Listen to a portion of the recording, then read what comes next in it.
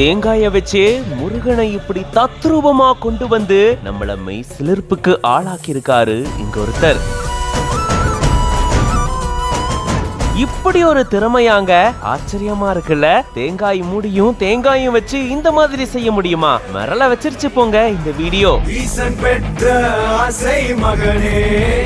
Mister கோகோஸ் அப்படின்ற பேஜ்ல இருந்து தான் இந்த வீடியோவை ஷேர் பண்ணிருக்காங்க. தைப்பூசத்தை முன்னிட்டு எங்க பார்த்தாலும் முருகன், எதிலும் முருகன் அப்படிதான் இருக்கு. சோசியல் மீடியால இருந்து நேர்ல வரைக்கும் எங்க பார்த்தாலும் முருகன் மயமாகவே இருக்கு அப்படின்னு சொல்லலாம். அந்த அளவுக்கு இப்போ தைப்பூசத்தை எல்லாருமே கொண்டாடி இருக்காங்க. இந்த சூழல்ல தான் இங்க பாத்தீங்கன்னா தேங்காய வச்சு அவ்வளோ அழகா மயிலோடு வேலோடு காட்சி அளிக்கும் முருகனை தத்ரூபமா கொண்டு வந்திருக்காரு. அதுவும் தேங்காய் மூடி தேங்காய வச்சு இப்படிலாம் பண்ண முடியுமா அப்படின்னு நமக்கே பயங்கர ஆச்சரியமா இருக்குல்ல.